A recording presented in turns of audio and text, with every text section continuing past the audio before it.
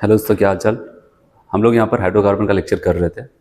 Last lecture में मैंने आपको वहाँ पर एल्केन के प्रिपरेशंस मेथड बता दिए थे और साथ ही साथ मैंने आपको वहाँ पर उसकी फिजिकल प्रॉपर्टीज़ भी बता दी थी। अगर प्रिपरेशन मेथड की बात आती है तो मैंने आपको टोटल 3 प्रिपरेशन मेथड वहाँ पर बताए थे। पहला जो मैंने आपको बताया था वो था फ्रॉम अनसैचुरेटेड हाइड्रोकार्बन। और अनसैचुरेटेड हाइड्रोकार्बन मतलब कि एल्कीन और एल्काइन। और मैंने आपको बताया था एल्कीन और एल्काइन के ऊपर हम लोग क्या करते थे, हाइड्रोजन को इन प्रेजेंस ऑफ कैटलिस्ट, कौन से कैटलिस्ट है, प्लैटिनम, प्लैटिनम, निकिल, इनकी उपस्थिति हम लोग क्या करते हैं, वहाँ पर हाइड्रोजन को जोड़ते थे, जिससे से एल्कीन हो चाहे एल्काइन हो क्या हो जाता था, एल्केन में कन्वर्ट हो जाता था। फिर मैंने आपको दूसरा बताया था फ्रॉम एल्किल हैलाइड। और एल्किल हैलाइड में भी मैंने आपको 2 मेथड्स बताए थे। पहला आपको बताया था कि by reduction process alkyl halide का हम रिडक्शंस करते थे इन प्रेजेंस ऑफ जिंक और HCl। तो जा करके कार्बन हाइड्रोजन के बीच का बॉन्ड टूट करके वहाँ पर HH मिल जाता था। आप बताओ कि वहाँ पर आपका एल्केन और HX का फॉर्मेशन हो जाता था। साथ ही साथ मैंने आपको वहाँ पर एक बहुत इंपॉर्टेंट रिएक्शंस बताई थी, वुड्स रिएक्शंस। और वुड्स रिएक्शंस में क्या हो जाता था, एल्किल हैलाइड्स के 2 मोल खर्च होते थे और वहाँ पर उनका हैलोजन हटता था, वो आपस में जुड़ जाते थे। ठीक है, ऐसा कुछ वहाँ पर था। फिर उसके बाद मैंने आपको बताया था कि तीसरा जो मेथड वहाँ पर था वो था फ्रॉम कार्बोक्सिलिक एसिड। और कार्बोक्सिलिक एसिड में भी मैंने आपको 2 बताया था। उसमें एक बाई था बाई डी कार्बोक्सिलेशन। और डी कार्बोक्सिलेशन किसका, कार्बोक्सिलिक एसिड हो या फिर सोडियम साल्ट या फिर potassium salt of carboxylic acid हो, तो हम सोडा लाइम का यूज़ करते थे। और सोडा लाइम क्या हो जाता था, वहाँ पर बताओगे NaOH और CO का 3:1 रेशियो का मिक्सचर था, जिसमें आप बताओगे कि COH हो, CONa, COK ये रिमूव होता था और R वाले ग्रुप को एक H मिलता था, एल्केन, एक कम कार्बन का एल्केन मिलता था। फिर दूसरा, और इसी में ही दूसरा हिस्सा इसका था कोल्बे इलेक्ट्रोलिसिस। और कोल्बे इलेक्ट्रोलिसिस मैंने कहा था कि वहाँ पर एनोड पे हमें एल्केन मिलता था, ठीक है, कार्बन डाइऑक्साइड रिलीज होती थी और कैथोड में हाइड्रोजन गैस इवॉल्व होती दिखती थी। ये सारी चीज़ें मैंने आपको पिछले लेक्चर पे बताया था। फिर फिजिकल प्रॉपर्टीज़ भी आई थी, वहाँ पर भी मैंने आपको उसके बारे में बताया था कि कहाँ से कहाँ तक का लिक्विड होगा, सॉलिड होगा, गैस होगा, ये सारी चीज़ें। अगर आपने नहीं देखा, आप पिछले लेक्चर में जाकर के उसको देख सकते हो। आज हम लोग यहाँ पर एल्केन के केमिकल प्रॉपर्टीज़ की बात करने वाले हैं और बहुत ही इंपॉर्टेंट जोन है। मैंने आपको पहले ही बताया था तीनों जोन बहुत ज़्यादा इंपॉर्टेंट होते हैं, प्रिपरेशन मेथड, फिजिकल प्रॉपर्टीज़ और केमिकल प्रॉपर्टीज़। तो आज हम लोग यहाँ पर देखने वाले हैं इनकी केमिकल प्रॉपर्टीज़। आइए देखते हैं यहाँ पर। अगर हम केमिकल प्रॉपर्टीज़ की बात करते हैं तो पहले मैं आपको यहाँ पर समझाता हूँ। और मैंने आपको पढ़ने का तरीका पहले से बताया था कि भाई पढ़ने का तरीका हम लोग का ये होगा कि पहले मैं क्या करता हूँ, उस टॉपिक को बोर्ड पे एक्सप्लेन करूँगा, फिर जाकर के NCERT में उसमें इसके बारे में कितना लिखा गया क्या है उसको एक एक लाइन उसका रीड करेंगे। ठीक है, आते हैं यहाँ पर देखते हैं। हम लोग बात करने वाले हैं यहाँ पर केमिकल प्रॉपर्टीज ऑफ एल्केन।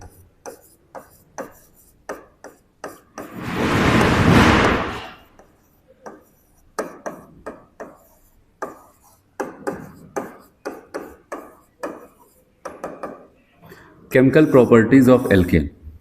और एल्केन की अगर केमिकल प्रॉपर्टीज की हम लोग बात करते हैं तो यहाँ पर वैसे आपको एक लाइन सबसे पहले कहता है, भाई देखो आपको पहले बता दिया गया कि एल्केन को एक और नाम से पुकारा जाता है, वो क्या नाम है उसका, अब तो उसको कहा जाता है पैराफिन्स।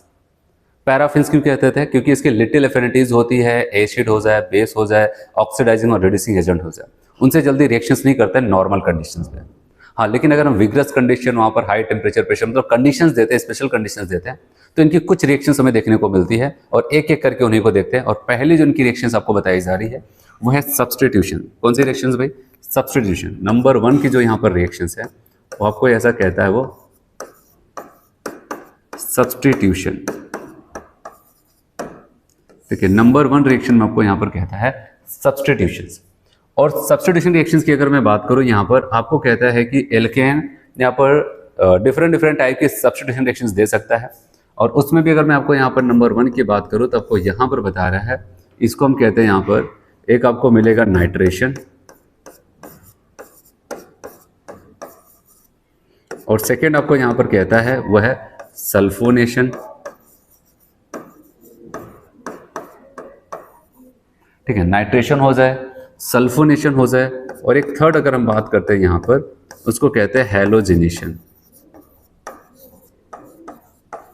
ठीक है, ये 3 रिएक्शंस वहां पर आपको बताता है।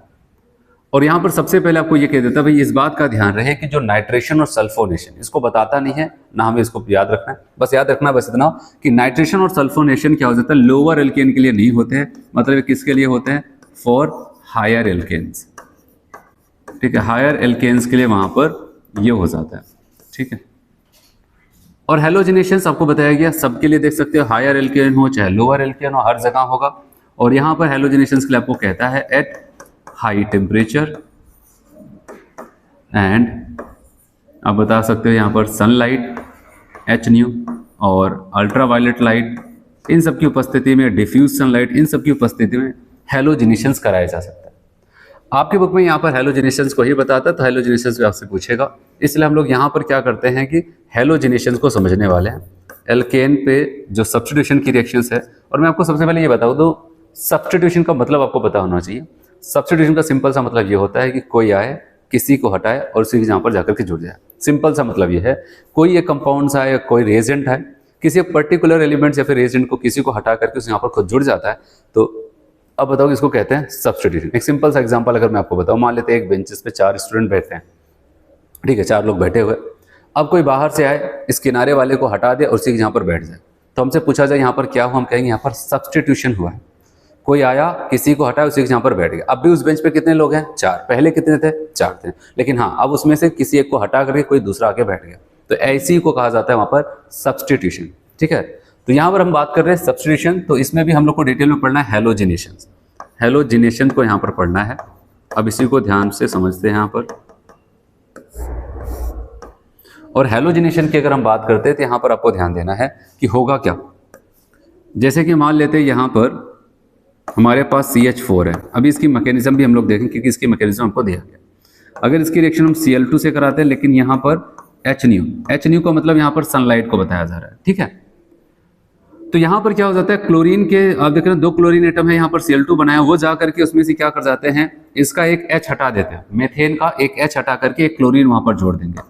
आप देख रहे हैं यहाँ पर आ जाएगा CH3। कैसे होगा अभी मैकेनिज्म देखेंगे। अभी के लिए यहाँ पर आप देख रहे हैं कि क्लोरीन के आप देख रहे हैं कार्बन के पास 4 हाइड्रोजन था, क्लोरीन जाकर उसके एक हाइड्रोजन को हटा करके वहाँ पर जुड़ जाता है और बन जाता है क्या, यहाँ पर CH3Cl।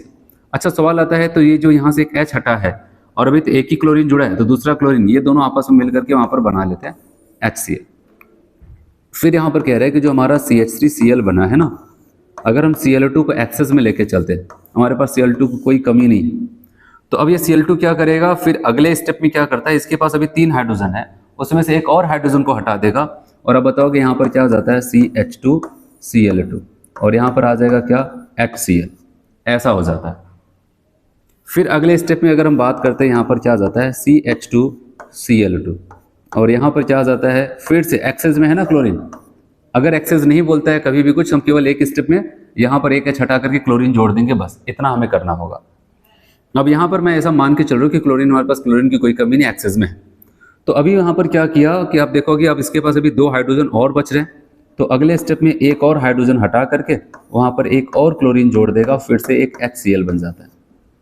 फिर अब क्या हो जाएगा, हम देखेंगे यहाँ पर CHCl3 वो क्या करेगा, एक और क्लोरीन से जुड़ेगा और इस क्लोरीन का H हटा करके क्या करता है वहाँ पर, अब बताओगे CCl4 बन जाएगा, एक और HCl हट जाएगा। अगर आपने यहाँ पर देखा तो क्या देखा, आप यही देख रहे हैं कि एक एक करके क्लोरीन अगर एक्सेस में है, ठीक है, वो यहाँ पर मेथेन का एक एक H क्या कर रहा है, हटाता जा रहा है और तब तक हटाता गया जब तक उस कार्बन के सभी H नहीं हट गया। हटाया तो बदले में कुछ दिया भी, तो क्या दिया, क्लोरीन। अगर आप देखें इस कार्बन के पास पहले 4 लोग हुआ करते थे, चारों क्लोरीन थे, अब कितने हैं, अब चारों हाइड्रोजन थे, अब भी 4 ही लोग हैं, लेकिन अब वो अलग हैं। तो ऐसा लग रहा है कि एल्केन का H हटा करके कोई दूसरा उसकी जगह लेता जा रहे हैं, तो इसी को हम कहते हैं सब्स्टिट्यूशंस। ऐसा समझ में, तो आपको यही बताया गया है कि अगर हम यहाँ पर एक्सेस में बोलेगा ना, तभी आपको एक से ज़्यादा H हटाना है। अगर कभी एक्सेस नहीं बोलता है तो आप केवल एक ही हटाना, क्योंकि ज़्यादातर केसेस में अगर आप क्वेश्चंस करते हैं, प्रैक्टिस करते हैं, तो एक्सेस बहुत ही रेयर लिखता है। नहीं तो क्या हो जाता है कि आपको एक बार ऐसे Cl2 लिख देगा, हम एक ही लगा करके यहाँ पर एक H हटा कर एक Cl लगा कर वहीं पर रुक जाते हैं। ठीक है, और एग्जाम्पल्स की अगर मैं बात करूँ, और एग्जाम्पल की अगर हम बात करते हैं, जैसे मान लेते हैं कि यहाँ पर आपको ऐसा दे दिया जाता है CH3, यहाँ पर CH2 CH3, और अगर हम यहाँ पर Cl2 H नहीं यूज़ करते हैं, तो आप यहाँ पर ये करोगे भाई, एक H हटा दोगे। आपने यहाँ से हटाया, मान लेते इस किनारे वाला H हटाया, CH2 Cl आ जाता है। ऐसा भी हो सकता है आपने कहा नहीं ये मिडिल वाला हटाएंगे, तो उसको भी हटा दो, कोई दिक्कत नहीं। वहाँ वाला हटाओगे तो वहाँ पर Cl आ जाएगा, क्योंकि क्लोरीन वहीं पर जुड़ सकता है, एल्केन के उसी कार्बन पे जुड़ेगा। अगर उसका हैलोजिनेशंस करा रहे हैं या फिर कह रहे हैं क्लोरीन का सब्स्टिट्यूशंस करा रहे हैं एल्केन के ऊपर, जिस कार्बन के पास हाइड्रोजन प्रेजेंट होगा उन किसी भी कार्बन पे एल्केन के वो जा करके जुड़ सकता है, क्योंकि किसी को हटा करके ही जुड़ेगा और हटेगा कौन, यहाँ पर हाइड्रोजन। तो हाइड्रोजन यहाँ पर भी था, यहाँ पर हटा करके जोड़ सकता था, 1 क्लोरोप्रोपेन आ जाएगा, यहाँ का हटाए तो 2 क्लोरोप्रोपेन आ जाता है। तो सब्स्टिट्यूशंस में आपको इस बात का यहाँ पर ध्यान देना है, समझ में। तो हम लोग को पढ़ना था हैलोजिनेशंस, पहली केमिकल रिएक्शंस है, और आपने देखा यहाँ पर कि कैसे क्या होता है, वहाँ पर कुछ बेसिक्स बातें और इसकी मैकेनिज्म पे आते हैं। अब इसको हटाते हैं।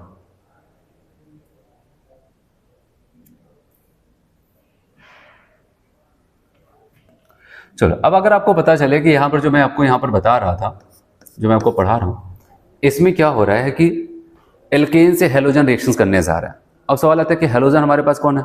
केवल एक ही हेलोजन थोड़ी ना होता है, हमारे पास फ्लोरीन भी होता है, क्लोरीन भी होता है, ब्रोमीन भी होता है, आयोडीन भी होते हैं। तो आपको पता है कि इतने सारे हेलोजन्स होते हैं।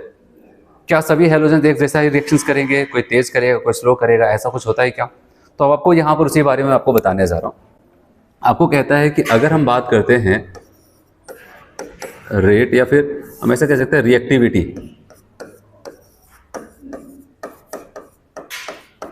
Reactivity, with respect to halogens, with respect to halogens,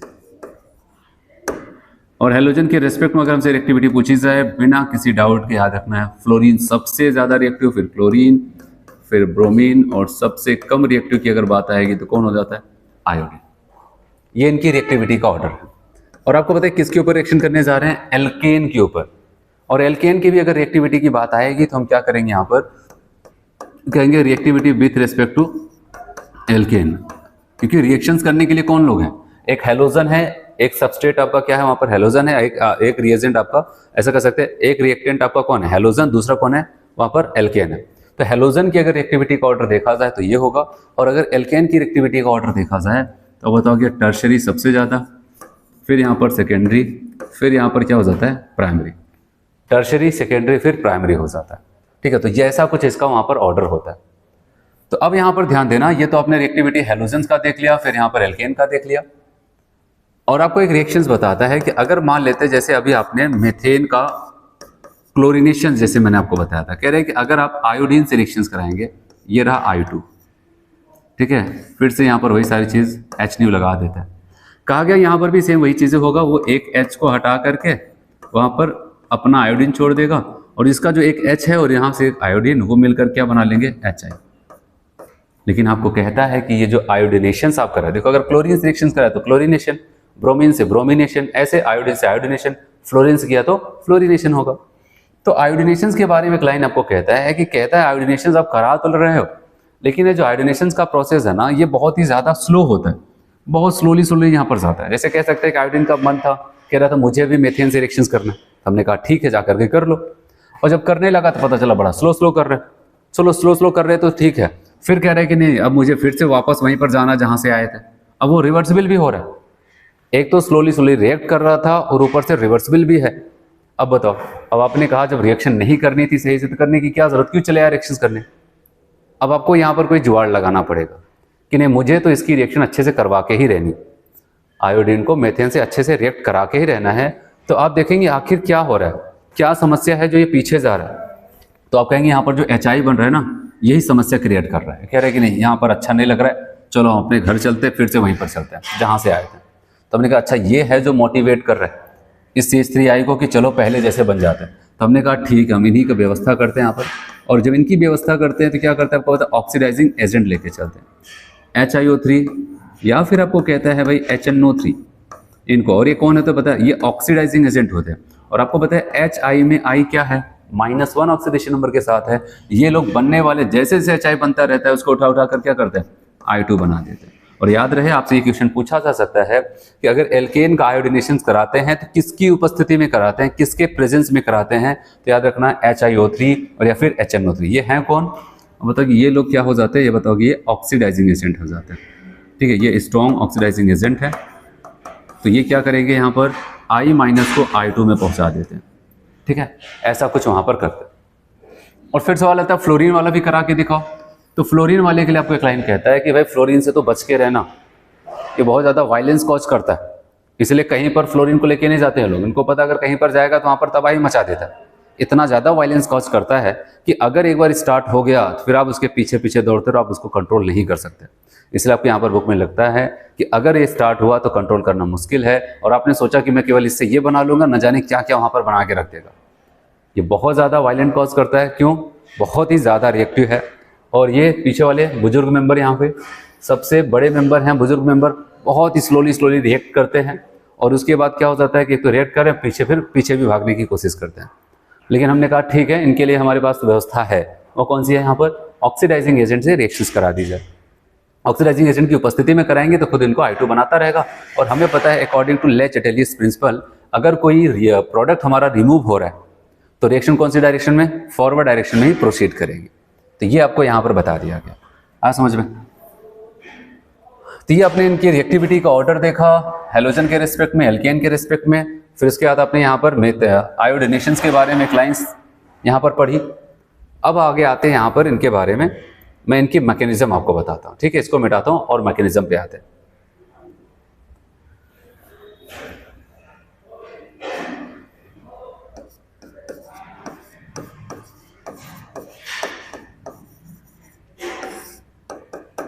mechanism पे आते हैं, ध्यान देना यहाँ पर।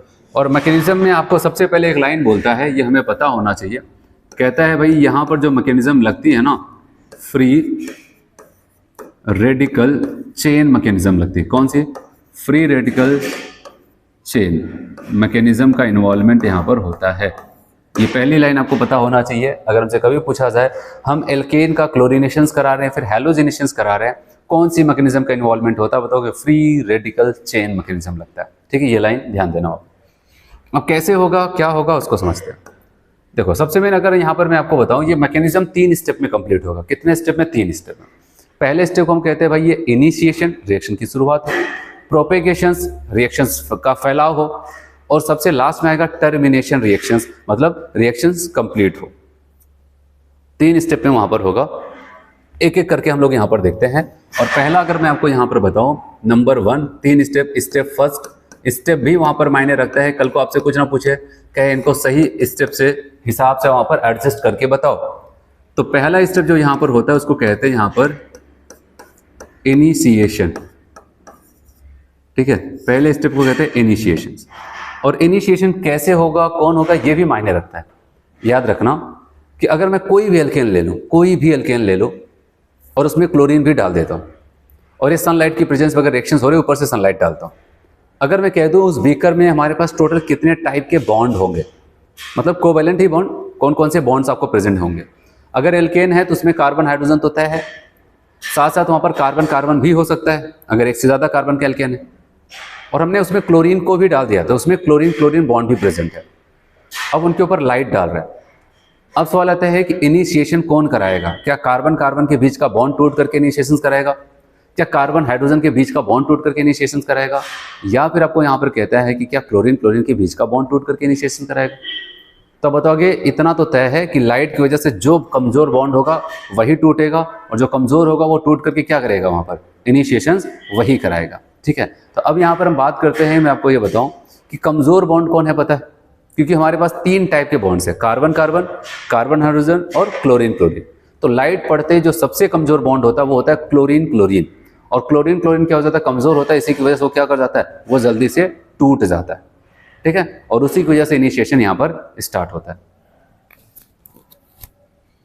तो चलो यहाँ पर हम बात करते हैं इनिशिएशन।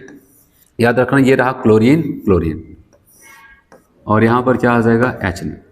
तो अब यहाँ पर ध्यान देना, इनके बीच में क्या था, एक एक इलेक्ट्रॉन की शेयरिंग से कोवेलेंट बॉन्ड बना था। लेकिन HNO लाइट पड़ते ही क्या हो जाएगा, ये अपने होमोलेट के लिए टूटते। कैसे? मैंने आपको बताया था रिएक्शन मैकेनिज्म में, हेल्पर में जो P था, P का मतलब वहाँ पर हेल्पर, L का मतलब क्या था वहाँ पर, लाइट, अल्ट्रावायलेट लाइट, सनलाइट, कुछ भी बोलते हैं वहाँ पर। तो यही लाइट, HNO का मतलब यहाँ पर लाइट पड़ रही थी। अब ऐसा होने के बाद ये क्या हो जाएगा, आपको बताया यहाँ पर क्लोरीन फ्री रेडिकल में टूट जाएगा। ये रहा फ्री रेडिकल और ये रहा फ्री रेडिकल। और एक बात मैं आपको बता दूं, फ्री रेडिकल एक ऐसा रिएजेंट होता है वो जो शांत नहीं बैठता, बहुत ही ज़्यादा रिएक्टिव होता है। जब तक क्लोरीन मॉलिक्यूल के रूप में था बहुत मस्त था, लेकिन जैसे इसके ऊपर लाइट पड़ी और ये फ्री रेडिकल टूट गया, इससे रहा नहीं जाएगा। ठीक है, एकदम बहुत ही भयानक रूप धारण कर लेता है। अब इसको कुछ भी नहीं दिखता है, जो भी दिखाई देता है उसी से टकराता है। बस इसको है कि अपने फ्री रेडिकल को ख़त्म करना है, और अपने फ्री रेडिकल को ख़त्म करने का मतलब किसी और फ्री रेडिकल वाले के साथ बॉन्ड बना लो।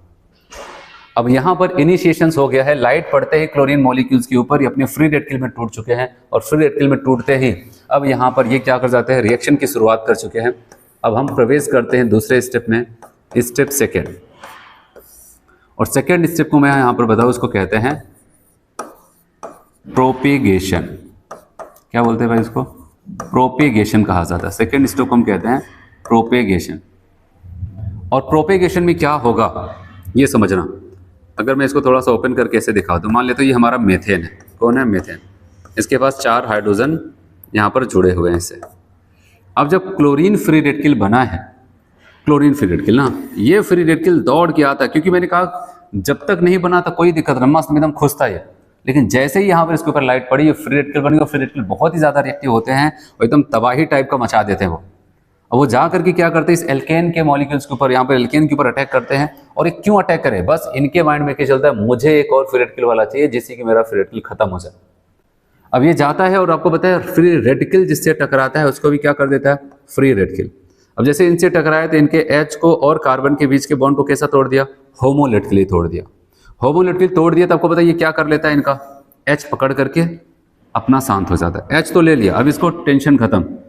अब ये खुश है कि चलो ठीक है, कैसे भी करके मेरा फ्री रेडिकल तो खत्म हुआ। लेकिन अपना तो फ्री रेडिकल खत्म करे, लेकिन अब आप यहाँ पर देखो, एक कार्बन 3 हाइड्रोजन और फ्री रेडिकल कार्बन के ऊपर आ जाता है। अब आप देख रहे हैं यहाँ पर ये मेथाइल फ्री रेडिकल हो जाता है। ठीक है, इसको अगर मैं ए रिएक्शंस बोले, यहाँ पर मेथाइल फ्री रेडिकल वहाँ पर बन जाता है। ठीक है, तो आप देखेंगे यहाँ पर क्या बन जाता है, वो मेथाइल फ्री रेडिकल ऐसे हो जाता है। बताओ, अपना तो ये शांत हो गया है कि नहीं, लेकिन इसको तड़पने के लिए छोड़ देता है। अब बेचारा ये क्या करे बताओ। अब ये मेथाइल फ्री रेडिकल क्या करे, अब जैसी हालत यहाँ पर कभी Cl फ्री रेडिकल की थी, अब वैसी सेम हालत इसकी हो गई। अब इससे भी नहीं रहा जाएगा। ठीक है, अब ये भी पागलों की तरह क्या करेगा, वहाँ पर किसी को ढूंढ रहा है कि जो भी मिल जाए उससे टकराएं, उसको जल्दी से होमोलेटिकली तोड़े और उसके साथ बॉन्ड बना ले। इनको और कोई नहीं दिखाई देगा। कौन दिखाई देगा आपको पता है? यहाँ पर क्लोरीन फ्री रेडिकल और क्लोरीन मॉलिक्यूल्स। और क्लोरीन मॉलिक्यूल्स ये टकरा करके इसको भी कैसे तोड़ देता है आपको पता है? इसको भी होमोलेटिकली तोड़ देगा। और जब होमोलेटिकली टूटेगा तो यहाँ पर ऐसे, तो CH3 और Cl मिलकर के क्या बना लेंगे वहाँ पर, आप बताओगे? CH3Cl। और यहाँ पर फिर क्या हो जाएगा, ये तो इसको पकड़ लिया, कोई बात नहीं। अब यहाँ पर क्या आ जाएगा बताओ, फ्री रेडिकल। मतलब यहाँ पर हर कोई अपना काम बनाने के चक्कर में दूसरों को बर्बाद कर रहा है। ये तो कर रहा है, ये अपने आप को सही करने के चक्कर में क्लोरीन मॉलिक्यूल को अटैक किया, उसका तो Cl लेकर के शांत हो गया। अब इसको फिर से छोड़ दिया, अब ये भी कुछ ना कुछ तो करेगा ही। तो ऐसी रिएक्शंस वहां पर चलने लगती है। ये 2 रिएक्शन जो हमारी मेन रिएक्शंस है प्रोपेगेशन में, लेकिन प्रोपेगेशन में बहुत सारे फ्री रेडिकल्स बन जाते हैं। कोई किसी से टकरा रहा है, उससे टकरा रहा है, उससे टकरा रहा है, बस अपने आप को खत्म करना है। ठीक है, अपने ऊपर का जो फ्री रेडिकल है उसको खत्म कर देना। इसी के चक्कर में बहुत सारी रिएक्शंस होती है। ये 2 रिएक्शन तो यहाँ पर अगर मेन रिएक्शंस की बात करते हैं हमारे डिजायर प्रोडक्ट के लिए, क्योंकि CH3Cl के लिए तो ये मेन है, लेकिन इसके अलावा भी आपको कहता है अदर यहाँ पर आपको रिएक्शंस देखने को मिलता है, या फिर अदर स्टेप्स भी आपको देखने को मिलते हैं यहाँ पर इसी प्रोपेगेशंस में ही। और अब जैसे मान लेते हैं यहाँ पर Cl फ्री रेडिकल बना था ना, ये Cl फ्री रेडिकल अब इसे रहा नहीं कि ये क्या कर जाता है, मेथाइल फ्री रेडिकल के ऊपर ही अटैक कर देता है, मेथाइल क्लोराइड के ऊपर अटैक कर देता है। और अटैक करके इनके पास जो हाइड्रोजन है उसके ऊपर वार करता है, उस हाइड्रोजन को तोड़ करके यहाँ पर फिर से क्या हो जाएगा, आप बताओगे? HCl लेकर के निकल लिया। और जब इनके पास एक हाइड्रोजन कम हुआ, पूरा खेल फ्री रेडिकल का चल रहा है। अब यहाँ पर बताओगे 2 हाइड्रोजन 1 क्लोरीन, 1 बॉन्ड कम, ये फ्री रेडिकल हो गया। अब ये टेंशन में, अब इनसे भी नहीं रहा गया। अब ये क्या करेंगे आपको बताया, अब ये फिर से किसी Cl2 मॉलिक्यूल के ऊपर अटैक करते हैं। मतलब आप ऐसा कह सकते हैं पूरा एकदम तबाही मची हुई है यहाँ पर। कोई किसी को, जिसको भी पा रहा है उसका शिकार कर रहा है। अब इनको यहाँ पर रिएक्शंस किया इसके साथ, अब यहाँ पर क्या बना लेगा, CH2Cl2। अपना तो फिर से बना, फिर से किसको छोड़ दिया, Cl फ्री रेडिकल। तो ये जो प्रोपेगेशन की स्टेप्स है, ठीक है, तो यहाँ पर क्या हो जाता है कि इसमें पूरी तबाही शुरुआत इनसे हुई। जैसे आप इसको ऐसा समझ सकते हैं, जैसे कोई हम मूवी वगैरह देखते हैं, उसमें कोई वायरस वगैरह ऐसा फैल जाए, होता नहीं कि उसमें वो क्या करे, सबको इन्फेक्ट करता जाए, कभी वहाँ पर सब जगह तबाही मच जाए। वैसा कुछ यहाँ पर रखता है कि पहले सबसे मेन वायरस आने का काम कहाँ से हुआ, जैसे लाइट पड़ा क्लोरीन के ऊपर, इसके अंदर चेंजेस हुए, ऐसे तो कह सकते हैं चेंजेस हुए। और चेंजेस हुआ, ये फ्री रेडिकल बना, और ये फ्री रेडिकल जब बना उसके अंदर अजीब अजीब हरकतें हुई और उसके बाद वो क्या कर जाता है, यहाँ पर जाता है कंपाउंड्स में जहाँ पर और सारे लोग रहते हैं, वहीं पर तबाही मचाना शुरू करता है। कभी उनके ऊपर अटैक करता है, फिर उनको बना दिया, फिर उनको बना दिया, ऐसे जैसे कहते हैं जॉम्बी टाइप की रिएक्शंस। ठीक है, वो एक दूसरे को मारने लगती हैं, काटने लगती हैं, इस टाइप की रिएक्शंस यहाँ पर। तो प्रोपेगेशन में बहुत सारे फ्री रेडिकल्स बन जाते हैं। अब क्या हो जाता है कि जब इतने बहुत सारे फ्री रेडिकल्स बन जाते हैं, अब समय आ गया है रिएक्शंस की समाप्ति की ओर हम बढ़ते हैं और अपने थर्ड स्टेप की बात करते हैं। स्टेप या फिर थर्ड स्टेप की बात करते हैं यहाँ पर, स्टेप थर्ड। और थर्ड स्टेप जो हमारा होगा वो हो जाता है यहाँ पर टर्मिनेशन रिएक्शंस।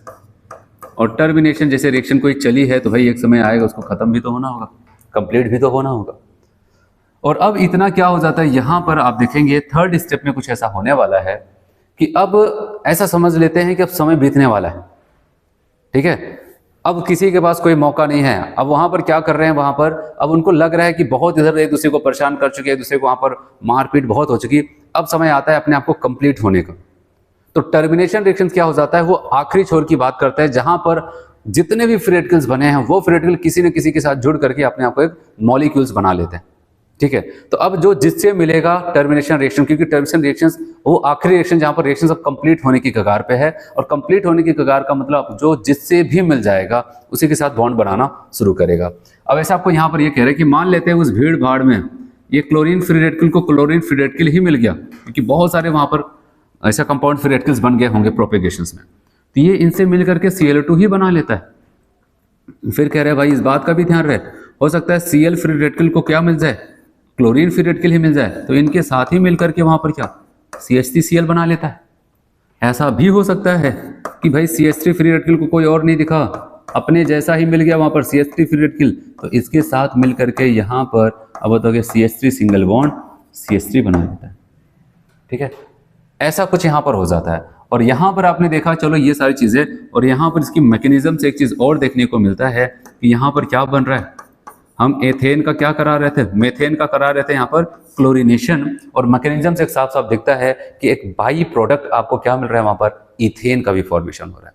और इथेन का जो फॉर्मेशन होता है वहां पर वैसे देखने में नहीं लगेगा आपको इथेन बन रहा है, वहां पर क्या हो जाता है कि बाई प्रोडक्ट इथेन बनता है। वो इस मैकेनिज्म से आपको समझ में आता है। एक बार फिर से बताओ आपसे क्या क्या क्वेश्चंस में पूछा जा सकता है। ठीक है, पहली बात तो आपसे ये पूछेगा कि इनिशिएशन का काम कौन कराता है। एल्केन का हमें क्लोरीनेशंस कराना था, इनिशिएशंस कौन कराएगा, तो आपके ऑप्शंस में रहेगा कार्बन हाइड्रोजन का बॉन्ड, कार्बन कार्बन का बॉन्ड, कार्बन क्लोरीन का बॉन्ड, या फिर ऐसा कह देगा किसी का भी बॉन्ड हो सकता है। आप बताओगे नहीं किसका बॉन्ड, क्लोरीन क्लोरीन का। चलो आपसे ऐसा ऑप्शन में कह देता है कि इनिशिएशन की रिएक्शंस क्लोरीन ही कराता है। ऐसा क्यों, अब बताओ क्यों, क्योंकि क्लोरीन क्लोरीन के बीच का बॉन्ड बहुत ही वीक होता है, लाइट पड़ते वो टूट जाता है। ठीक है, फिर आपसे पूछेगा कि दूसरा स्टेप कौन सा होता है, प्रोपेगेशन। प्रोपेगेशन क्या हो जाता है, बहुत सारे फ्री रेडिकल्स बन जाते हैं। और यहाँ पर मैंने दो रिएक्शंस को ए और बी कहा, ये हमारी मेन रिएक्शंस वहाँ पर कहलाएंगे। इसके अलावा भी अदर रिएक्शंस भी वहाँ पर स्टेप जैसा होते रहते हैं। और सबसे आखिरी में टर्मिनेशन रिएक्शंस। और वहाँ पर हमसे अगर पूछा जाए हम इथेन मेथेन का क्लोरीनेशन करा रहे थे, एज अ बाई प्रोडक्ट हमें क्या मिला, आप बताओगे इथेन मिला। ठीक है, तो ये इतना आपको ध्यान देना है यहाँ पर। ये इनकी मैकेनिज्म है, मैकेनिज्म इंपॉर्टेंट है। आपसे कुछ नहीं पूछेगा, ये तीनों लिख देगा। हो सकता है एक रिएक्शन से लिख दे, एक रिएक्शन इनका उठा ले, एक रिएक्शन यहाँ का उठा ले, और आपसे कहे कि हमें क्या करना है, सिक्वेंसली अरेंज करके दिखाओ यहाँ पर क्लोरीनेशन ऑफ मेथेन का। तो हम कहेंगे कि सबसे पहले तो हम फ्री रेडिकल को तोड़ेंगे, फिर इस फ्री रेडिकल को किसी भी मेथाइल से या फिर किसी मेथाइल फ्री रेडिकल को किसी हम यहाँ पर क्लोरीन मॉलिक्यूल के ऊपर अटैक करेंगे। तो लेकिन अब क्या हो जाएगा, टर्मिनेशन में मतलब फ्री रेडिकल से ही जुड़ेगा। और प्रोपेगेशन में आप देख रहे हैं फ्री रेडिकल किसी न्यूट्रल मॉलिक्यूल के ऊपर अटैक करा रहा है। ये फ्री रेडिकल ये न्यूट्रल था, इसके ऊपर अटैक करा है। ये फ्री रेडिकल मेथेन के ऊपर कर रहा था, लेकिन यहाँ पर फ्री रेडिकल से जुड़ रहा है, तब इसका मतलब टर्मिनेशन है। अभी फ्री रेडिकल क्लोरीन से फ्री रेडिकल्स बने हैं दोनों मॉलिक्यूल्स, ये इनिशिएशन है। और यहाँ पर कोई फ्री रेडिकल किसी न्यूट्रल वाली के ऊपर अटैक करके ऐसा कुछ बना रहा है, तब बताओगे वो हमारा प्रोपेगेशन होगा। चलो इतना मैंने आपको बताया यहाँ पर। अब मैं ये रिएक्शंस रीड कराऊंगा आपके एनसीईआरटी की बुक में, क्या क्या लिखता है, कितना लिखता है, सारी चीजें मैंने आपको वहां पर बताई। चलो देखते हैं यहां पर।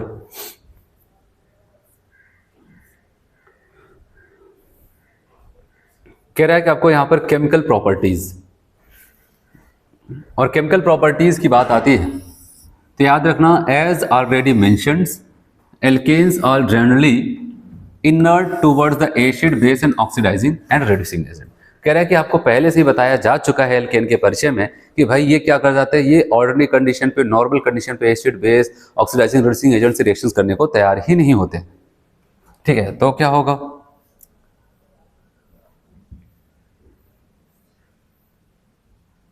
ठीक है, reducing agent however they undergo following reaction under the certain reaction. कह रहे इसके बावजूद भी इनकी कुछ रिएक्शंस हमें कुछ स्पेशल कंडीशन पे देखने को मिलती।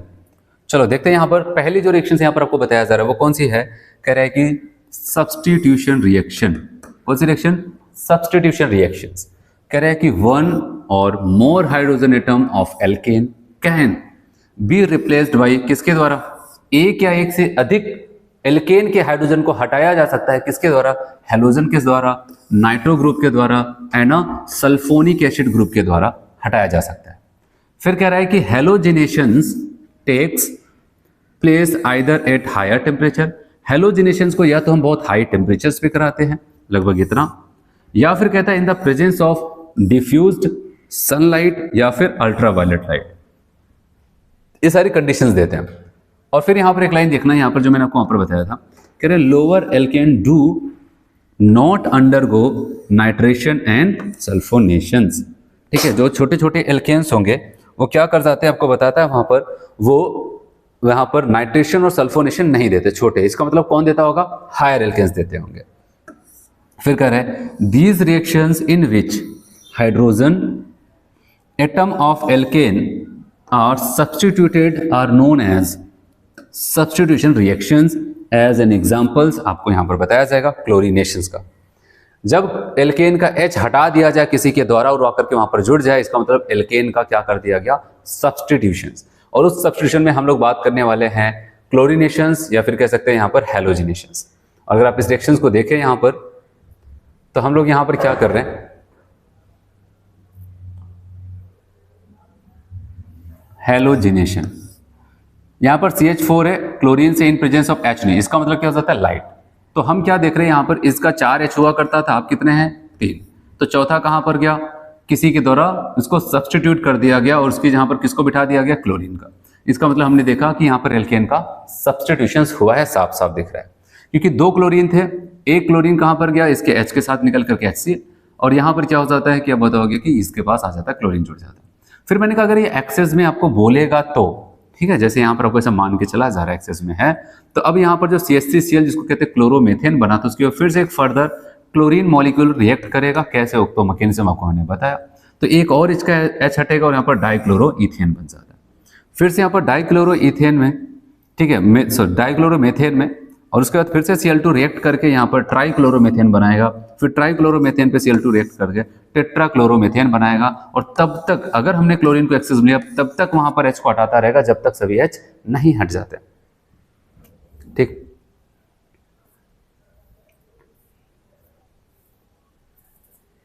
चलो अब देखते हैं यहां पर क्या लिखता है। नेक्स्ट एग्जांपल आपको यहां पर बताता है। अगर हम बात करते हैं यहां पर CH3 सिंगल बॉन्ड CH3, मतलब इथेन के ऊपर हम क्या करा रहे हैं, क्लोरीनेशन। तो यहां पर भी क्या करेगा भाई, देखो अगर एक्सेस नहीं लिखा है वो तो वहां पर आपको ऐसा बताया गया, अगर केवल इतना लिख करके इसे छोड़ देता, बस एक H हटा करके लगाना, ठीक है, क्लोरोइथेन हो जाता है। फिर मैंने आपको जो ऑर्डर वगैरह बताया था वो सब कुछ बता रहा है।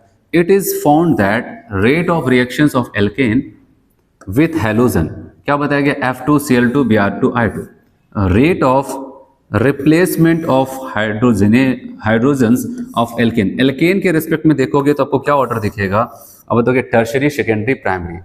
और हैलोजन के रिस्पेक्ट में फ्लोरीन, क्लोरीन, ब्रोमीन, आयोडीन। फिर कहता है कि fluorination is too violent to be control. कह रहे अगर फ्लोरीन से कभी रिएक्शंस कराने लगे ना, बहुत ही वायलेंस काज करता है और साथ साथ कंट्रोल करना भी मुश्किल हो जाता है। तो कहा गया आयोडिनेशंस का, आयोडिनेशन इज वेरी स्लो और एंड अ रिवर्स। एक तो स्लो है, ऊपर से पीछे भाग रहे हैं, है कि नहीं, रिवर्सिबल रिएक्शंस होता है। कहा गया it can be carried out in the presence of oxidising agent like HiO3, HNO3, इनकी उपस्थिति में वहां पर इसको कराया जा सकता है। और जैसे कि अगर हम बात करते हैं, अब देखिए CH4 आयोडीन से रिएक्शन करता है, CH3I HI बन जाता है, लेकिन आप देखें रिवर्सिबल रिएक्शन से। समस्या क्या है, पीछे कौन घसीटने का काम कर रहा है इसको, यहां पर है HI। कहा कि अगर इसी को यहाँ पर इसको व्यवस्थित कर दिया जाए तब तो कोई दिक्कत ना हो, इसलिए HI की रिएक्शन किससे करा दी जाए, HiO3 या फिर HNO3 से, तो इसको I2 में चेंज कर देता है। और एक चीज़ मैं आपको बता दूँ, ऑर्गेनिक की रिएक्शंस में पहला आपको एक ध्यान यहाँ पर देना है। जैसे अभी यहाँ पर आपको लग रहा है, मैंने यहाँ पर इसको डायरेक्ट HNO3 HiO3 लगाया था और यहाँ पर इसको I2 बना दिया था। पहले तो पहला लेवल आपका ये होना चाहिए, आप यहाँ पर मेन पॉइंट्स पे फोकस करें। ऑक्सीडाइजिंग एजेंट इसको उठा करके I2 में कर देता है। अगर आपको वो एकदम क्लियर है तब आपको अगला लेवल अगर क्रॉस करना है। अगर आपको लगता है, वैसे बहुत कम पूछेगा कि यहाँ पर बैलेंस का इसके 5 HI करेंगे तो एक HiO3 5 HI सेक्शन करके 3 मोल I2 बनाएगा, 3 मोल वाटर बनाएगा, ये तो बात की बात है, ठीक है। इस पे ज़्यादा फोकस नहीं करना है कि रिएक्शन की बैलेंसिंग पे आप चले गए। बैलेंसिंग को साइड में रखो, ऑर्गेनिक पढ़ रहे हो लोग, यहाँ पर बस आपको वो देखना है कि क्या हो रहा है, ये इनसे गया, इनसे रिएक्शन करेगा, यही बनाएगा, बस इतना सबसे मेन है। ये पहला लेवल आपका यही। हाँ, जब आपको वो सारी चीज़ें हैं, आपका मन कर रहा है चलो बैलेंसिंग भी देखते हैं, तो बैलेंसिंग भी देख लो कि बैलेंसिंग आपको कराएगा नहीं वहाँ पर, बस आपको ऐसा बताएगा इसके बाद एक एरो लगा है, HiO3 लगा है, क्या करेगा, तो बताओगे I को I2 में पहुँचा देगा। ठीक है, ये चलो और देखते हैं क्या बातें बताता है। आपको कहता है कि halogenation is suppose to proceed via free radical chain mechanism. कौन सी मैकेनिज्म इन्वॉल्व होता है भाई यहाँ पर, free radical chain mechanism involving 3 step, namely initiations, propagation and terminations as given in below. 3 step में होगा और मैकेनिज्म की बात कर रहे हैं यहाँ पर। सबसे पहले हम इनिशिएशंस की बात करते हैं। Initiation, the reaction is initiated by homolysis of chlorine molecule in the presence of light और हीट। कह रहा है कि यहाँ पर इनिशिएशंस कौन कराता है, होमोलिसिस। किसकी homolysis, chlorine molecule. Chlorine molecule ही क्यों, सवाल ये भी तो आएगा भाई, और भी तो लोग हैं, क्लोरीन ही क्यों वहाँ पर सबसे पहले उसकी इनिशिएशंस कराए। तो आपको कह रहा है कि एक्चुअली ऐसा होता है, the CL bond is weaker, कमजोर होता है, देन कौन कौन से बॉन्ड होंगे, carbon carbon carbon hydrogen bond की तुलना में कार्बन का क्लोरीन का बॉन्ड कमजोर होता है, और जाहिर सी बात है जो कमजोर होगा वो पहले टूटेगा। Bonds and hence easiest to break, और आसानी से टूट जाता है। सनलाइट पड़ते ही आप देख रहे हैं होमोलिटिकली टूट जाता है। ऑर्गेनिक को आपको कहीं पर भी अगर क्लोरीन किसी के साथ रिएक्शंस कराता हुआ दिखेगा तो एरो पर जरूर ध्यान देना।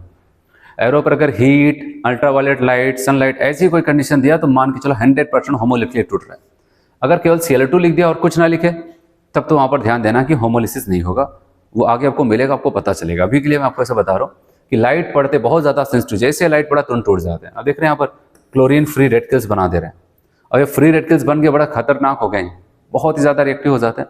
अब जाकर के क्या करते हैं, ये इनिशिएशन तो करा ही चुके हैं, अब हम प्रवेश करते हैं प्रोपेगेशन स्टेप्स में। और प्रोपेगेशन में आपको कहता है कि chlorine free radicals attacks the methane molecules and takes the reactions in the forward direction by the breaking of CH bond to generate methyl free radicals with the formation of HCl। अब आपको वही कह रहा है कि यहाँ पर आप रिएक्शन से देख सकते हैं जो उन्होंने बताया कि अब जो क्लोरीन फ्री रेडिकल बना है वो मीथेन मॉलिक्यूल के ऊपर अटैक करता है, और अभी इसको किसका कैसे तोड़ता है, होमोलिटिकली ब्रेक करता है। और होमोलिटिकली तोड़ करके इसका H तो लेकर के यहाँ पर HCl बना दिया, और यहाँ पर क्या बना देगा, CH3 फ्री रेडिकल। अब बताओ ये तो शांत हो गया H को पा करके, लेकिन ये CH3 फिर से उसी की तरह हो जाएगा। ये भी वहां पर क्या करेगा, परेशान होगा जब तक ये किसी से जुड़ नहीं जाता। फिर अब ये क्या करेगा, उसकी कहानी सुना रहा है। The methyl radical does obtain attack, अब ये किसके ऊपर अटैक करेगा, the second molecule of chlorine, chlorine की किसी दूसरे मॉलिक्यूल के ऊपर अटैक करता है, टू फॉर्म CH3Cl। क्या बना लेंगे तब वो CH3Cl with the liberation of another chlorine, एक और क्लोरीन। जब ये क्या करते हैं, किसी क्लोरीन मॉलिक्यूल से अटैक करेंगे, उसका एक ही क्लोरीन तो ले पाएंगे, और दूसरा क्या हो जाएगा, होमोलिटिकली बन करके फिर से वो उसी की तरफ हो जाएगा। Free radical by homolysis of the chlorine molecules. ये जो लिखा गया, अगर हम रिएक्शंस देखेंगे आपको सब कुछ साफ साफ दिखेगा।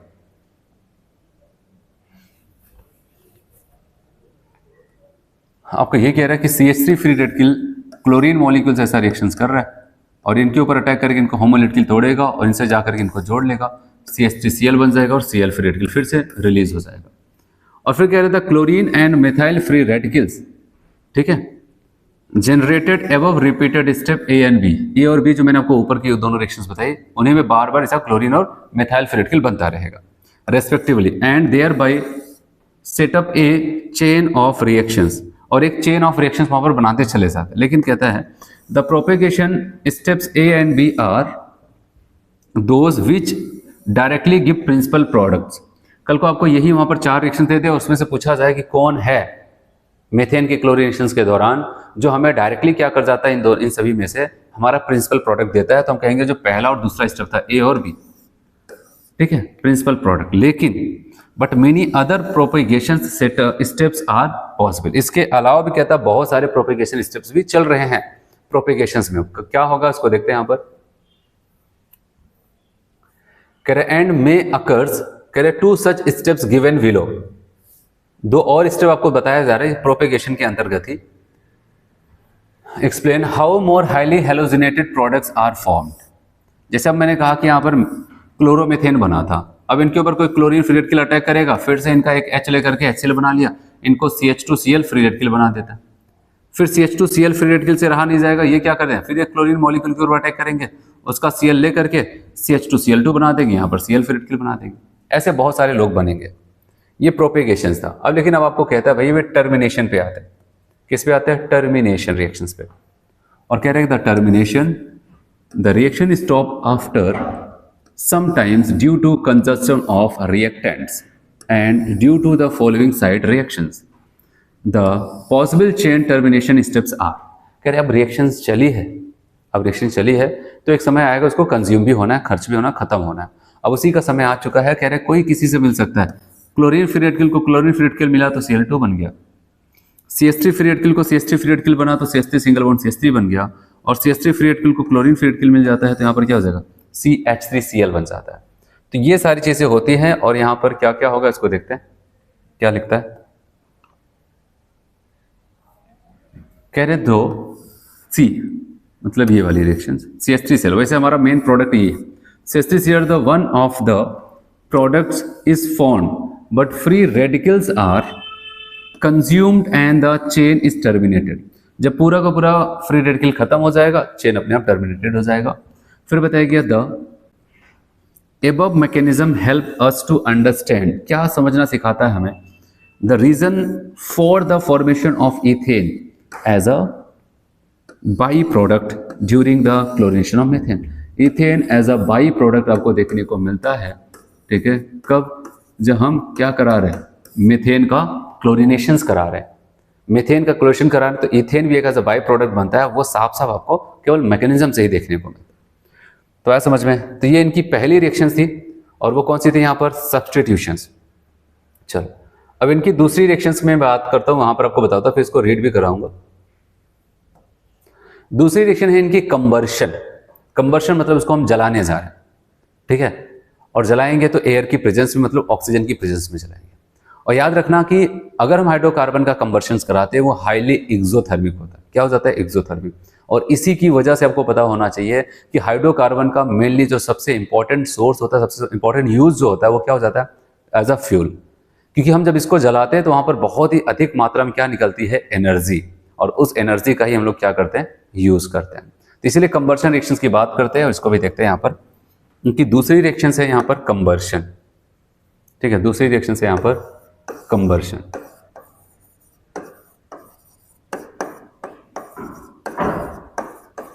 ठीक है, एल्केन का कंबर्शन, एल्केन का कंबर्शन। और एल्केन के कंबर्शन की अगर हम बात करते हैं तो यहां पर समझना क्या हो जाएगा एल्केन के कंबर्शन में। एक सिंपल सा तरीका है, मैंने आपको बहुत जगह बताया है कंबर्शन का। सिंपल सा, आप किसी को भी जलाओ, जैसे मेथेन को जलाना है, याद रखना है हाईली एक्सोथर्मिक होता है, मतलब बहुत अधिक मात्रा में हीट निकलती है। अगर कोई रिएक्शन और हीट निकले तो आपको पता है वो एक्सोथर्मिक हो जाती है। और इसलिए हम कोई भी चीज़ ठंडी के मौसम में भी क्या कर जाते हैं, वहाँ पर लकड़ियों को जलाते हैं, वो सारी चीज़ें, जब वो जलता है तो क्या कर जाता है, उससे हम लोग हीट को ही तो एब्जॉर्ब करते हैं वहाँ पर, तो वो हीट निकालता है। जब वो जलता है तो हीट बाहर फेंकता है। तो वही सेम, मतलब वो कंबर्शन हो रहा है उसका, इसलिए कहा जाता है कंबर्शन एक हाईली एक्सोथर्मिक है।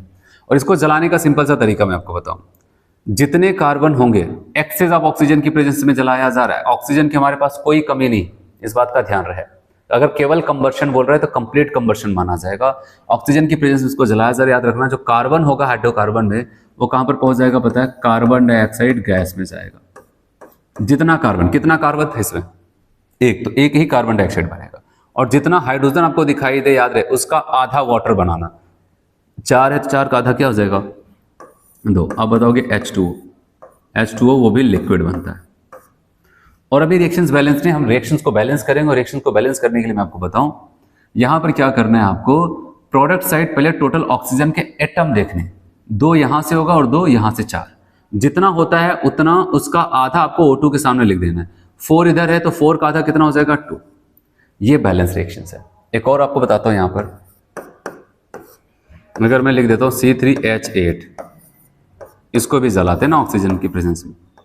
बताओ आप कितने कार्बन के मोल्स बनेंगे? हमारे पास यहां पर कितने कार्बन एटम है 3, तो जितने कार्बन दिख जाए साफ साफ पहले उतने कार्बन डाइऑक्साइड बना दो। आ समझ में? अब बताओ वाटर कितना बनना चाहिए? जितना हाइड्रोजन दिखे उसका आधा, तो 8 का आधा क्या हो जाएगा 4 ही तो होगा। अब बताओ कि 4H2O। क्या ये रिएक्शन बैलेंस्ड है? अभी नहीं, अभी ऑक्सीजन का हिसाब नहीं बैठ पाया, तो चलो इसको बिठाते हैं। अब बताओ कि 3 2 जा 6 और 4 कितना हो जाएगा 10, और जितना आता है ऑक्सीजन का एटम प्रोडक्ट से उसका आधा O2 के सामने लिखना है, तो 10 का आधा क्या हो जाएगा 5 ही तो होगा। अब आप बोलोगे ये बैलेंस्ड है, ठीक। तो कंबर्शन में कुछ ऐसा आपको ध्यान नहीं देना, और याद रखना हीट ऑफ कंबर्शन जो भी होगा वो हाईली एक्सोथर्मिक होगा, मतलब हीट इवॉल्व होगी। तो ये आपको इतना ध्यान देना, और इसके अलावा और कुछ नहीं।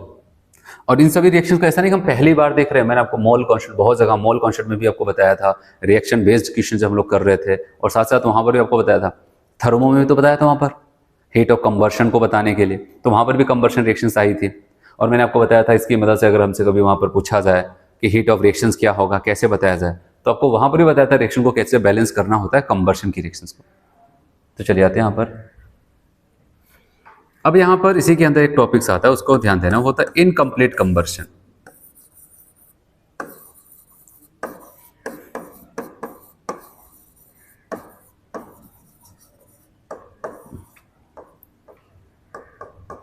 इनकम्प्लीट कंबर्शन, और इनकम्प्लीट कंबर्शन की अगर हम बात करते हैं तो याद रखना आपको इनकम्प्लीट कंबर्शन में आपको मेथेन का कहते हैं। अगर मेथेन को हम क्या करते हैं इनकम्प्लीट, मतलब आपको पता है कंप्लीट कंबर्शन कब होता है, जब ऑक्सीजन की कोई कमी ना हो, ठीक है, एयर की कोई कमी ना हो, और जब ऑक्सीजन को लिमिटेड सप्लाई ऑफ एयर आप पास करते हैं वहां पर किसी को जलाने के लिए, तब उसका कंप्लीट कंबर्शन नहीं होता। जैसे मेथेन का इनकम्प्लीट कंबर्शन से याद रखना यहाँ पर कार्बन सॉलिड बनेगा, और हाँ वाटर तो बन जाएगा, जितना हाइड्रोजन उसका आधा वाटर बन जाएगा। अब बताओ कि 4 का आधा 2 हो जाता है वाटर। ये इनकम्प्लीट कंबर्शन की रिएक्शंस है, काफी इंपॉर्टेंट याद रखना। और यहाँ पर रिएक्शंस हमारी ये बैलेंस्ड है, इधर ऑक्सीजन कितने हैं 2, और यहाँ पर कितना है 1 O2 लिख दिया 2। और यहाँ पर जो आपको ये कार्बन सॉलिड लिख रहा है, पता है इसको क्या बोलता है, यहाँ पर कहता है ये हमारा है कार्बन ब्लैक। क्या बोलते हैं भाई इसको, कार्बन ब्लैक। और इसका यूज अभी आप आके देखेंगे, जो इंक वगैरह होते हैं ना, प्रिंटर के इंक हो जाते हैं, या फिर कहीं पर बोर्ड वगैरह पे लिखने वाला जो इंक होता है, ठीक है, उसमें यूज होता है। फिल्टर वगैरह में भी इसका यूज किया जाता है, किसका, कार्बन ब्लैक का। तो ये आपको यहाँ पर बताया गया कंबर्शन की रिएक्शंस, और कंबर्शन की रिएक्शंस में भी आपको बताया गया भाई अगर केवल कंबर्शन बोला जा रहा है तो कंप्लीट कंबर्शन, और एकदम सिंपल सा तरीका बताया, जितना कार्बन उतने का कार्बन डाइऑक्साइड, जितना हाइड्रोजन उसका आधा वाटर, और प्रोडक्ट से जितने ऑक्सीजन के एटम दिखेंगे उसका आधा नंबर आपको यहाँ पर O2 के सामने लिख देना, और जैसे आप लिखेंगे आपकी रिएक्शन बैलेंस हो जाएगी। इनकम्प्लीट कंबर्शन की बात आती है तो मेथेन का इनकम्प्लीट कंबर्शन करते हैं तो कार्बन ब्लैक का फॉर्मेशन होता है, इस बात का आपको ध्यान देना है। चलिए अब इस वाली रिएक्शन को रीड करते हैं, दूसरे नंबर वाली जो रिएक्शन थी भाई।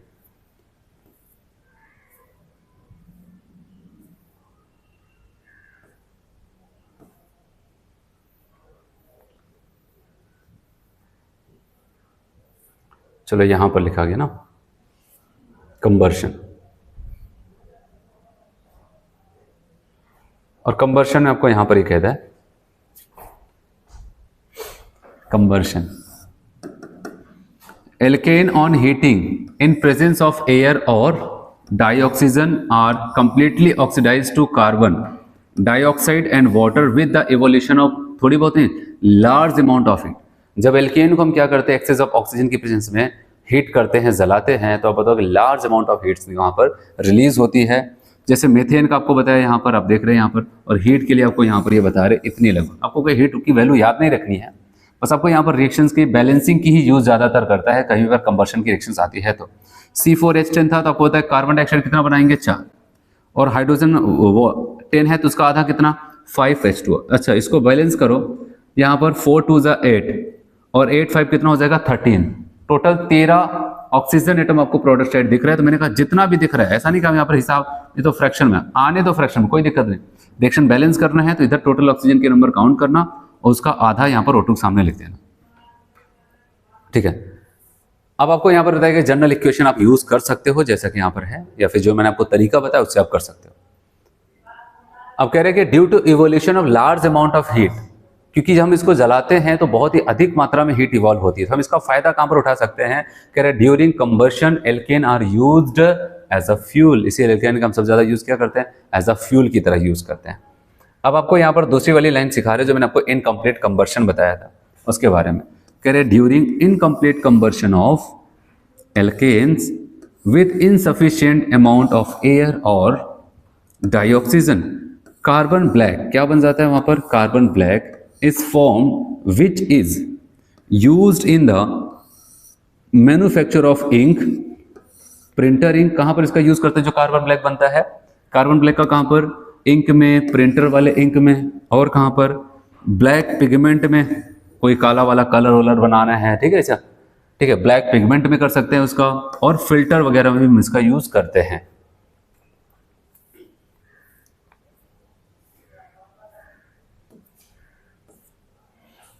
ठीक है, अब आते हैं यहां पर देखते हैं, आपको वो रिएक्शंस लिखी गई है, CH4O2 से केवल रिएक्शंस करता है, और यहां पर क्या लिखा गया, इनकम्प्लीट कंबर्शन, कार्बन सॉलिड और क्या बन जाता है, वाटर का फॉर्मेशन यहां पर हो सकता है। चलो ये तो हो गया इनकम्प्लीट कंबर्शन। अब मैं आपको बता रहा हूं कंट्रोल्ड ऑक्सीडेशन। एक बात मैं आपको बताऊं, पता है किसी चीज को हम जला रहे हैं ना, जैसे कि हमने एल्केन को जलाया, इसको कंबर्शन तो कहते हैं। और दूसरी बात ये भी याद रखना, कंबर्शन क्या हो जाता है, एक्चुअली में एक प्रकार की ऑक्सीडेशन की ही रिएक्शंस होती है।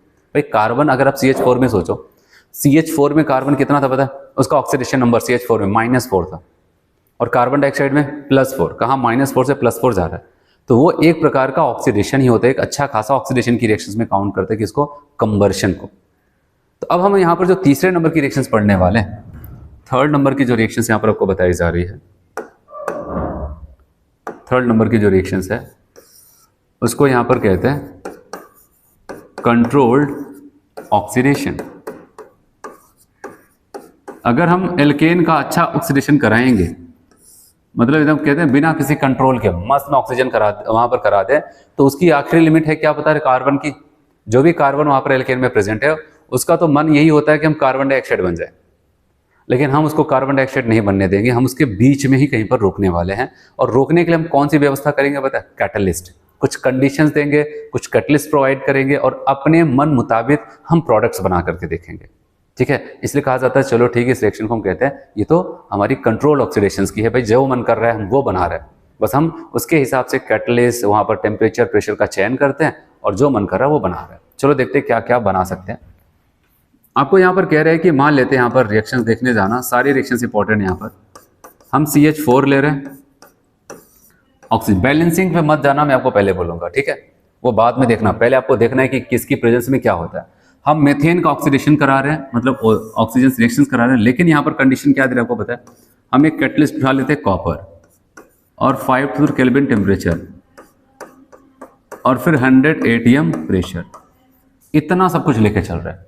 वही मेथेन जो सही से जलता था कार्बन डाइऑक्साइड बनाता था, वही मेथेन जो इनकम्प्लीट कंबर्शन से कार्बन ब्लैक बनाता था, आज वही मेथेन फिर से ऑक्सीजन रिएक्शन करा रहे हैं, लेकिन किसकी देखरेख में हो रहा है, copper, 5 to 3 kelvin temperature, 100 ATM pressure. और मैं आपको बताऊं यहाँ पर ना तो कार्बन डाइऑक्साइड बनेगा ना तो कार्बन ब्लैक बनेगा, यहाँ पर बनने वाला है CH3OH। इसको क्या बोलते हैं, मेथेनॉल। क्या बोलते हैं भाई यहाँ पर, मेथेनॉल, ये हो जाता है। और दूसरी रिएक्शन अगर हम यहां पर बात करें वो क्या हो जाएगा, फिर से कह रहे CH4O2 से रिएक्शंस करा रहे हैं, लेकिन इस बार हमने कहा एक काम करते हैं, कुछ नया ट्राई करते हैं ना। अब वहां पर क्या यूज करते हैं, मोलिब्डेनम ऑक्साइड MO2O3, मोलिब्डेनम का ऑक्साइड यूज कर लेते हैं। और जब यहाँ पर इसको ऑक्साइड यूज करते हैं तो पता है क्या बन जाता है यहाँ पर तो HCHO बन जाता है। इसको क्या बोलते हैं भाई, मेथेनल। ये नॉल था, ये नल है, जिसको कहते हैं फॉर्मल्डिहाइड। चलो एक और कंट्रोल ऑक्सीडेशन में ही चल रहे हैं हम लोग, और वो यहाँ पर इस बार लिया जाता है इथेन। क्या यूज कर रहे हैं, इथेन। ऑक्सीजन से रिएक्शंस करा रहे, लेकिन इस बार हमने क्या काम करते हैं, कैटलिस्ट बदलते हैं। कैटलिस्ट बदलते हैं, यहाँ पर CH3COO का होल ट्वाइस Mn इसके साथ हीट करते हैं। जब इसके साथ हीट करते हैं तो याद रखना यहाँ पर क्या बनने वाला है, CH3COOH। क्या बोलते हैं भाई इसको, एसिटिक एसिड। क्या बोलते हैं हम लोग इसको, एसिटिक एसिड कहा जाता है। तो ऐसा कुछ यहाँ पर होता है। ये इथेन था, इथेन का ऑक्सीडेशन करा है, लेकिन किसकी प्रेजेंस में, मैग्नीज एसीटेट। क्या बोलते हैं इसको, मैग्नीज एसीटेट। अगर नाम दे दे, नहीं तो CH3CO का होल ट्वाइस Mn है, तो आपका ये बन जाता है। और मेथेन का ऑक्सीडेशन कराया मोलिब्डेनम के ऑक्साइड के साथ, तो मेथेनल। मेथेन का ऑक्सीडेशन कराया कॉपर 523 केल्विन 180% मेथेनॉल।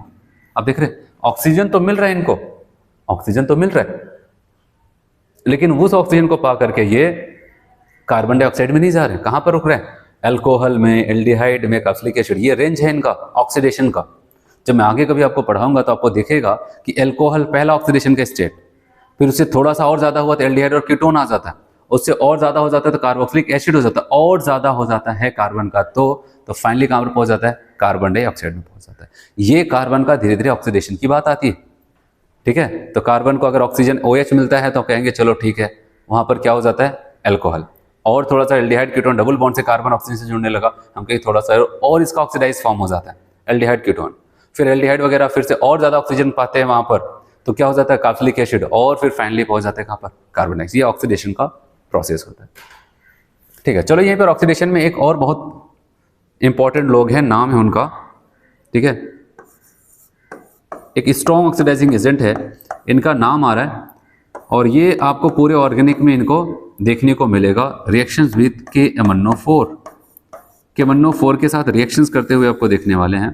और KMnO4 की अगर मैं बात करूं, आप मान के चलो कि ये बहुत ही कहीं पर भी पूरे ऑर्गेनिक में आपको मिलेगा, ऑक्सीडेशंस की बात आएगी तो इनका नाम जरूर आता है। इनका ऐसा कह सकते हैं पूरे ऑर्गेनिक में जो आपका सिलेबस है उनमें इनका राज चलता है। ठीक है, एकदम पूरा भौकाल रहता है इनका, कि मतलब किसी को ऑक्सीडाइज कराना है KMnO4 बुलाओ। फिर अगर कोई ऑक्सीडाइज होने को मान नहीं रहा है, उसका मन नहीं ऑक्सीडेशन होने का, कहीं KMnO4 को बुलाओ, अभी ऑक्सीडाइज करके दिखाएगा। तो मतलब इतना इनका चलता है। जब इतना चलता है तो इनकी मुलाकात कराई गई एल्केन से। किससे कराई गई, एल्केन से। और यहाँ पर इनको कहा गया ये प्राइमरी एल्केन है। प्राइमरी एल्केन का मतलब एक ऐसा एल्केन है जिसके पास केवल प्राइमरी हाइड्रोजन है। क्या बोल रहा हूँ, प्राइमरी एल्केन का कहाँ से लेना देना है, उसके पास केवल प्राइमरी हाइड्रोजन पाया जा रहा है। ठीक है, जितने भी कार्बन है सबके पास अगर हैं तो प्राइमरी हाइड्रोजन। इनसे कहा गया कि KMnO4 को तुम्हारी बहुत चलती है। ठीक है, पूरे ऑर्गेनिक में तुम राज करते हो, जिसको मन करता है उसको ऑक्सीडाइज कर देते हो, छोटे मोटे लोग होते तो उसको कार्बन डाइऑक्साइड बना के उड़ा देते हो। चलो एक काम करो, इस एल्केन को ऑक्सीडाइज करके दिखाओ, आता है। प्राइमरी एल्केन के पास बड़ी मेहनत करता है और आखिरकार वो असफल हो जाता है, ऑक्सीडाइज नहीं कर पाता। फिर हमने कहा कोई बात नहीं, हो सकता है कभी कभार। ठीक है, कहा कि एक काम करो, अपनी क्षमता का पूरा उपयोग करो और सेकेंडरी वालों को तो ऑक्सीडाइज करा के ही दिखाओ सबको, नहीं तो दुनिया क्या कहेगी, कहेगी बताओ सब जगह इनका राज चलता है, आज यहाँ पर एल्केन को ऑक्सीडाइज ही नहीं करा पा रहे। तो प्राइमरी में तो हाथ खड़ा कर दिया, हमसे नहीं हो पा रहा है। कहा गया अच्छा ठीक है कोई बात नहीं, सेकेंडरी वाले को कराओ। और पता है सेकेंडरी वाले को भी मेहनत करता है, लेकिन आखिरकार वहां पर भी नहीं करा पाता। अब क्या हो जाता है, अब इसको भी लगने लगा कि शायद मेरे पास पावर नहीं है, क्या मैं क्यों नहीं करवा पा रहा हूं। तो यहां पर कहा गया अच्छा ठीक है कोई बात नहीं, टर्शरी वाले को देख लो। अब टर्शरी वाले का मैं एग्जांपल लिख ही देता हूं यहां पर। ये टर्शरी का मतलब उसके बाद कोई न कोई टर्शरी हाइड्रोजन होना चाहिए। ठीक है, ये रहा हाइड्रोजन, टर्शरी हाइड्रोजन। और जब टर्शरी हाइड्रोजन से कराया गया KMnO4 तो इसने पहली बार एल्केन को ऑक्सीडाइज किया, और टर्शरी हाइड्रोजन का जो H था उसको हटा करके क्या किया, वहां पर एक OH ग्रुप जोड़ दिया, जिससे कि इसकी जो भी इज्जत थी वो बची रह गई ना। नहीं तो सब क्या कहते बताओ, तुम सबको ऑक्सीडाइज कराते हो, एल्केन को ऑक्सीडाइज नहीं करा पा रहा। पता है क्यों ऐसी समस्या, क्योंकि और ये जिसको ऑक्सीडाइज कराता था उनके अंदर तो थोड़ा बहुत तो रिएक्टिविटी होती थी।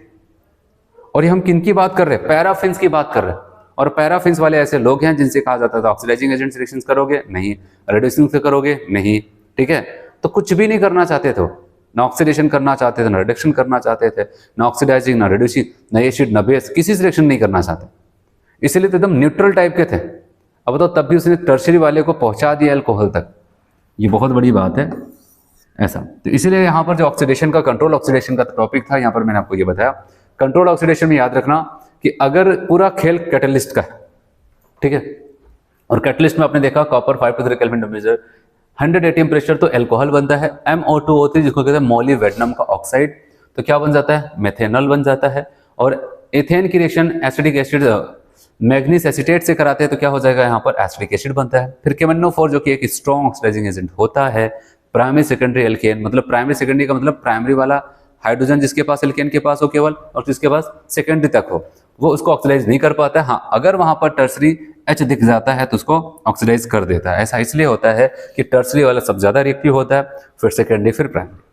तो टर्सरी में इसको थोड़ी सी गुंजाइश सामने वाले से मिलता है कि चलो सामने वाला कुछ तो सपोर्ट कर रहा है, इसलिए कहा कि चलो ठीक सपोर्ट कर रहा है तो इसको OH तक पहुंचा। यहाँ से कोई भी सपोर्ट इनको नहीं मिला था, ऐसा कुछ होता है। चलो अब इसको रीड करते हैं ना, इसको रीड करते हैं। कंट्रोल्ड ऑक्सीडेशन, कंट्रोल्ड ऑक्सीडेशन में आपको क्या बोलता है?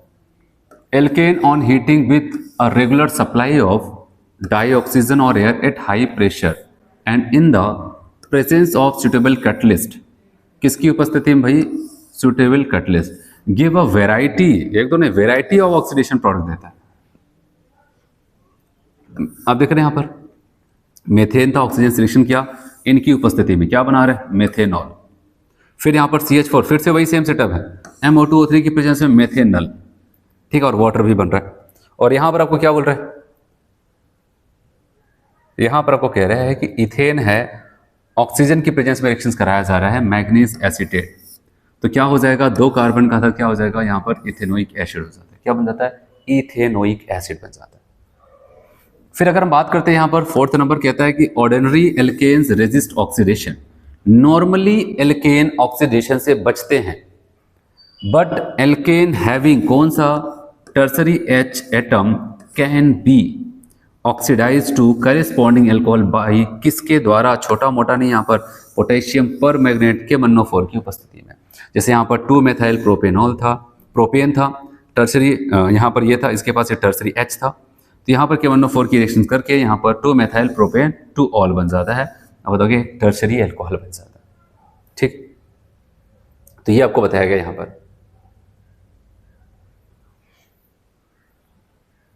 चलो अब यहाँ पर मैं आपको दूसरी रिएक्शंस बताता हूँ। नेक्स्ट रिएक्शंस हमने क्या क्या पढ़ा अभी?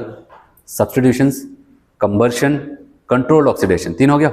अब चौथे पे आते हैं, आपको कहता है यहाँ पर आइसोमेराइजेशंस। क्या बोलते हैं यहाँ पर? आइसोमेराइजेशंस, एल्केन का आइसोमेराइजेशन। 4th नंबर की जो रिएक्शंस है,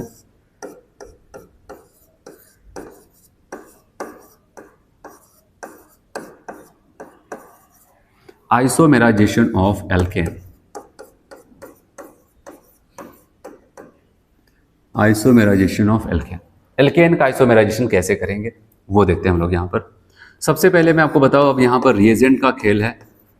अगर कभी भी आपसे पूछा जाए एल्केन का ऑक्सीडाइजेशन आइसोमेराइजेशन कराना है, कौन सा रिएजेंट आप यूज करोगे, ठीक है, ये पता होना चाहिए। और जो रिएजेंट हम लोग यहाँ पर यूज करेंगे वो क्या हो जाएगा आपका? एनहाइड्रस एल्युमिनियम क्लोराइड AlCl3, और इनके साथ में हम यूज करेंगे कंसंट्रेट HCl। क्या यूज करते बताओ? ये रिएजेंट का ही पूरा खेल है। अब बताओ कि एनहाइड्रस AlCl3 और साथ में होगा HCl।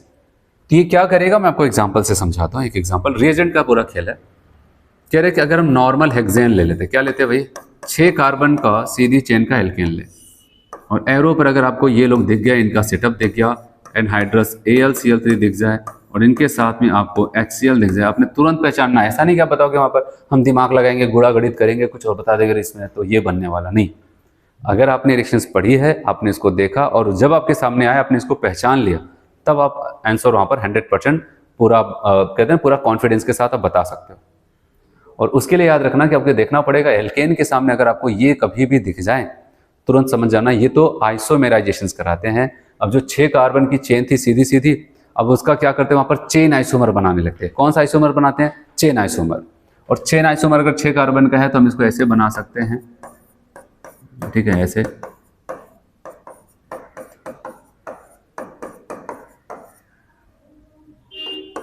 ठीक है, ये बना सकते हैं। और साथ ही साथ और अगर बनाना है तो यहाँ पर ऐसे बना सकते हैं। भाई चेन आइसोमर आप जितना बना सकते हो वहां पर बना दो, ये सारी चीजें होंगी। ये अगर हम बात करते हैं इसका नाम लिखेंगे तो क्या लिखेंगे बताओ? 1 2 3 4 5 आप बताओगे 2 मेथाइल 3 2 5 पेंटेन आ जाता है ना। और यहां पर क्या हो जाएगा? अब बताओगे 3 पे मेथाइल और क्या आ जाएगा? पेंटेन। 2 मेथाइल पेंटेन और 3 मेथाइल पेंटेन यहां पर बनके तैयार हो जाता है। इसके अलावा और भी प्रोडक्ट्स बनते हैं जो मेजर होते हैं वहां पर आपकी बुक में बताएंगे। तो आइसोमेराइजेशन में आपको याद रखना है यहाँ पर आइसोमेराइजिंग एजेंट हमारे कौन है? एनहाइड्रस Cl और HCl। तो ये एल्केन को क्या कर जाते हैं बताओगे? वहां पर उनके चेन आइसोमर में कन्वर्ट कर देते हैं। ठीक, चलो यहाँ पर रिएक्शंस देखते हैं। आइसोमेराइजेशन, और आइसोमेराइजेशन में आपको क्या बताता है देखो। Isomerisation, n alkane on heating in the presence of anhydrous aluminium chloride and hydrogen chloride gas. ठीक है, एनहाइड्रस एल्युमिनियम क्लोराइड और हाइड्रोजन क्लोराइड गैस। ठीक है, isomerises the branch chain alkanes. ये क्या करता है? ब्रांच चेन एल्केन में इसको क्या करता है? आइसोमेराइज कर देता है। फिर कह रहे हैं कि major product are given below, some minor product are also possible which you can think over. कह रहे कि कभी भी हम पूरे ऑर्गेनिक इस बात का ध्यान रहे कि हमारे पास ऐसा नहीं होता जो मैं लिखता हूं हम लोग वहां पर, इसके अलावा और कुछ नहीं बन सकता। बहुत सारे प्रोडक्ट्स भी बन सकते हैं वहां पर उसके अलावा, लेकिन जो हमारा मेजर प्रोडक्ट हम केवल उसी को लिखते हैं, नहीं तो कितना लिखते चले जाओगे। जो मेजर बन रहा है, जो मैक्सिमम बन रहा है वहां पर हम उसी को लिखते हैं वहां पर। ठीक है, वही आपको कह रहे हैं कि अगर कोई माइनर बन रहा है तो उसको भूल जाओ। फिर कह रहे हैं कि minor product are generally non reported in organic reaction. Organic reaction minor product को नहीं दिखाते। अब यहाँ पर जैसे रिएक्शन आपको बता रहा है, आप देख रहे हैं नॉर्मल हेक्सेन है, 6 कार्बन का सीधी चेन का एल्केन था, एनहाइड्रस HCl से रिएक्शंस करा रहा है। तो आप देख रहे हैं यहाँ पर 2 मेथाइल पेंटेन 3 मेथाइल पेंटेन ये सब बन जाता है। तो ये आपको यहाँ पर बताया गया। समझ में? चलो अगली रिएक्शंस में आपको बता रहा हूं। नेक्स्ट जो है कितना हो गया फिर से बताओ एक बार? सब्स्टिट्यूशन, उसके बाद कंबर्शन, कंट्रोल ऑक्सीडेशन, आइसोमेराइजेशन, और 5th नंबर पे कौन सा आने वाला है यहाँ पर? एरोमेटाइजेशन। इसलिए मैंने कहा कि भाई फालतू की कोई रिएक्शंस नहीं पड़े। ठीक है, क्योंकि अगर बाहर आप जाओगे ना, एनसीईआरटी के बाहर जाते हो तो बाहर की दुनिया छोटी नहीं है। ठीक है, ऐसा तो है नहीं बाहर जाने का मतलब बस इतना। आप मान लेते बाहर की 10 रिएक्शन और लेके चले आते हो, क्या गारंटी है कि उसी से पूछा जाए? अगर आपको लगता है कोई एक क्वेश्चन बाई चांस कभी बाहर से आ गया तो उसकी कोई गारंटी थोड़ी ना, आपने 10 ले उसमें से पूछ ही जाएगा। और जब बाहर का 10 और सीखने के चक्कर में यहाँ पर जो आपका था इसमें से आप 4-5 भूल गए और उसी में से कोई पूछ लिया तो बात खत्म। तो इसीलिए क्या हो जाता है, जो आपका सिलेबस है आप उसी पे फोकस करो, और जिस हिसाब से आपकी बुक में एनसीईआरटी की बुक में लिखा है बस ऐसे ही चलना है। ऐसे नहीं एल्केन आ गया और कहीं पर मिले कुछ और मिले तो सारी चीज़ें एक जहाँ रख दी। बहुत लोग रखते हैं। अगर आपका कॉन्सेप्ट अच्छा है, आप पढ़ने में आपको लगता है ऑर्गेनिक में आपको कोई दिक्कत नहीं है तो आप कर सकते हो ऐसा, लेकिन उसके लिए पहले हम एक एक चीज़ों को अच्छे से सिस्टमेटिक पढ़ लें, लिमिटेड पढ़ लें, फिर उसके बाद सारी चीज़ें तो आपको मिलेंगी। फिर आप कभी फुर्सत में बैठो आपको लग जाएगा चलो कहाँ कहाँ पूरा एल्केन बना था, कहाँ कहाँ एल्कीन बना था, कहाँ पर ये सारी चीज़ें थे। आप एक जगह एक पेज पे सारी चीज़ों को आसानी से लिख सकते हो वहाँ पर। तो लेकिन यहाँ पर ये होता है ना, पहले हम सिस्टमेटिक वे में एक के बाद सिस्टमेटिक रिएक्शंस को समझे। तो चलो अब 5th नंबर की जो रिएक्शंस यहाँ पर आती है, 5th नंबर की जो रिएक्शंस है वो आ जाता है आपका एरोमेटाइजेशन। और एरोमेटाइजेशन जिसका दूसरा नाम यहां पर हो जाता है, मैं आपको बताऊं, रीफॉर्मिंग। क्या होता है भाई? रीफॉर्मिंग। ये ध्यान देना हर कोई, एरोमेटाइजेशन या फिर रीफॉर्मिंग। एरोमेटाइजेशन रीफॉर्मिंग के लिए जो रिएजेंट का यूज होता है वो भी आपको पता होना चाहिए। हर किसी को मैंने कहा रिएजेंट का खेल है। आप देखेंगे वही सब कुछ था, वही एल्केन था, वही ऑक्सीजन था। आपने copper 523 kelvin temperature 100 ATM pressure लगाया तो कुछ और बना, MO2O3 लगाया तो कुछ और बना, मैग्नीज एसिटेट लगाया तो कुछ और बना। तो रिएजेंट का ही पूरा खेल है। अगर आपको वो समझ में आ जाता है तो पूरी ऑर्गेनिक आपकी आसान हो जाती है। तो रिएजेंट की अगर हम बात करते हैं तो रिएजेंट जो यहाँ पर यूज करता है, कहता है कुछ मेटल्स हैं उनके ऑक्साइड की उपस्थिति में ये काम किया जाता है। वो मेटल कौन से हो सकते हैं? कह रहे हैं कि वेनेडियम का ऑक्साइड हो सकता है V2O5, और किसकी उपस्थिति में? यहाँ पर एल्यूमिना चलता रहेगा। या तो वेनेडियम के ऑक्साइड को एल्यूमिना के साथ ले लो, अगर वेनेडियम का ऑक्साइड ना मिले तो कह रहे हैं कि क्रोमियम का ऑक्साइड CrO3, यहाँ पर CrO2O3 ले लो एल्यूमिना Al2O3 के साथ। या फिर कहता है कि मोलिब्डेनम का भी उठा सकते हो भाई, MO2O3 in presence of alumina. इनको लेते हैं हाई टेम्परेचर प्रेशर पे, तो आपका क्या बन जाएगा? एरोमेटाइजेशन होगा। और एरोमेटाइजेशन में आपको बताऊं एक कंडीशंस लेकर के चलता है, कहता है भाई 6 कम से कम 6 कार्बन की सीधी चेन का एल्केन हो या फिर 6 से ज़्यादा हो, तभी ये कंडीशंस है वहाँ पर। ठीक है, अब बताओगे मिनिमम 6 एंड मोर कार्बन होना चाहिए, तब जा करके ये क्या कर जाता है, आपको पता है वहाँ पर एक एलिफेटिक कंपाउंड को एरोमेटिक कंपाउंड्स बना देता है। और कौन से एरोमेटिक? बेंजीन या फिर बेंजीन के होमोलॉग्स। बेंजीन के होमोलॉग्स, बेंजीन को तो आप पहचानते हो। हाँ, होमोलॉग्स की अगर बात करते हैं तो होमोलॉग्स में जैसे टोल्यूइन हो जाए, जाइलिन हो जाए, ऐसे वहां पर बनने लगते हैं। चलो देखते हैं यहां पर भाई एरोमेटाइजेशन और रिफॉर्मिंग। देखें यहां पर एरोमेटाइजेशन या फिर रिफॉर्मिंग, और यहां पर मैं आपको एग्जांपल से ही समझाऊंगा। हम 6 कार्बन के एल्केन लेते हैं, क्या लेते हैं यहां पर? 6 कार्बन के एल्केन, एन हेक्सेन।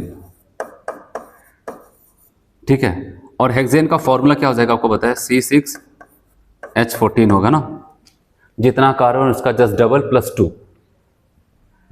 और इनको हम पास करते हैं किसकी और किससे रिएक्शन कराते हैं आप बताओ? ये ऊपर वाले रिएजेंट V2O5 एल्यूमिना के साथ।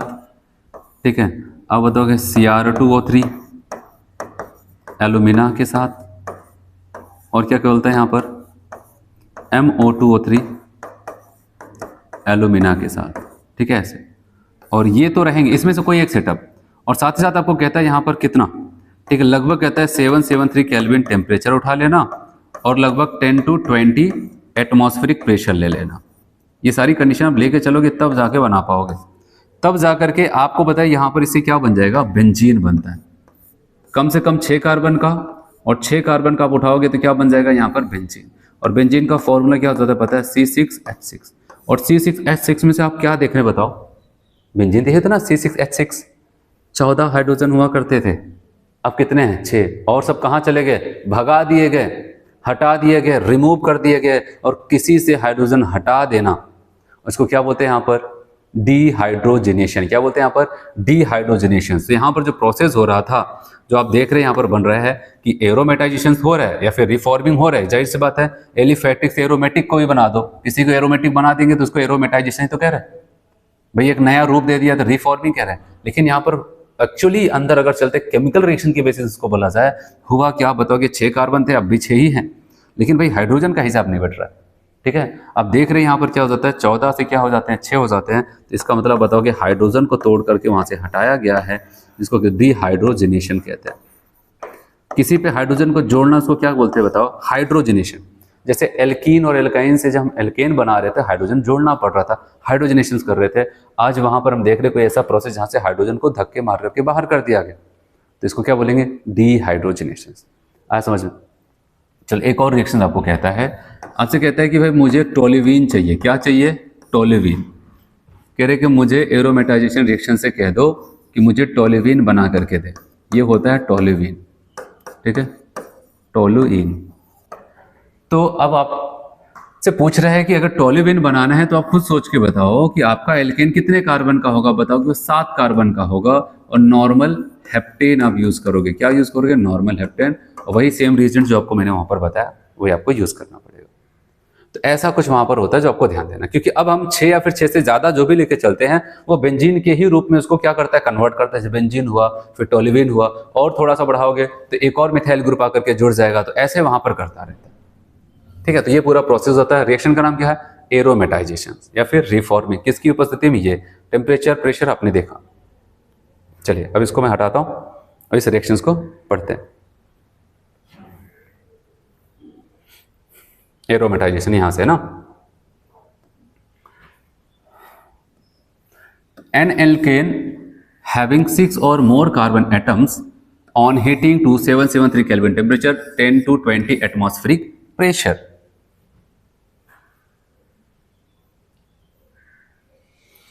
ठीक है, presence pressure in the presence of oxide of vanadium, molybdenum and chromium supported over alumina, alumina मतलब Al2O3 गेट, तब क्या करके बनाएगा? डिहाइड्रोजिनेटेड, हाइड्रोजन को तोड़ करके बाहर निकाल कर तब बना करके आपको दिखाएगा। एंड साइक्लाइज्ड, अब उसको साइक्लिक कंपाउंड्स बनाएगा, benzene and its homologues. This reactions also known as aromatisation, और साथ साथ known as aromatisation and reforming. आप देख रहे हैं 1 2 3 4 5 6 कार्बन थे, और यहां पर आप इसमें से कोई भी किसी भी मेटल का ऑक्साइड एल्यूमिनियम के साथ इतनी कंडीशन पे लेके चलो, आप बताओगे बेंजीन्स या फिर उसके होमोलॉग्स बनते हैं। याद रखना, डिहाइड्रोजिनेटेड करके बनाता है, कल को आपको वही लाइन दे दे, फिर आपसे एक सवाल भी पूछ लेता है, और सवाल में आपसे ये कहता है भाई toluene C7H8 is methyl derivative of benzene. क्या होते हैं? बेंजीन के मेथाइल डेरिवेटिव होते हैं। Which alkane do you suggest for the preparation of a toluene? Toluene बनाने के लिए आप कौन सा एल्केन सजेस्ट करो कि भाई इस वाला एल्केन को लेके चलो इनके आगे, ये बना देगा टोल्यूवीन? तब बताओगे नॉर्मल हेप्टेन, मतलब 7 कार्बन का एल्केन। चलो अगले रिएक्शन यहां पर ऐसे ही देख लेते हैं, और आपको इस रिएक्शन में आपको यहां पर कहता है रिएक्शन विथ स्टीम।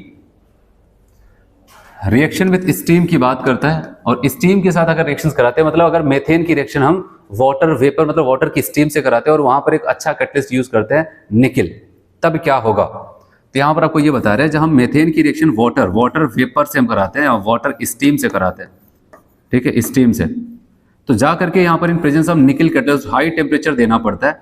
तो आप देख रहे हैं यहाँ पर कार्बन मोनोऑक्साइड और H2 बनता है, और कार्बन मोनोऑक्साइड H2 का हो सकता है आपको नाम पता हो, इन दोनों को कॉम्बिनेशन को एक नाम देते हैं, कहते हैं वाटर गैस, या फिर इसको सिन गैस भी कहा जाता है।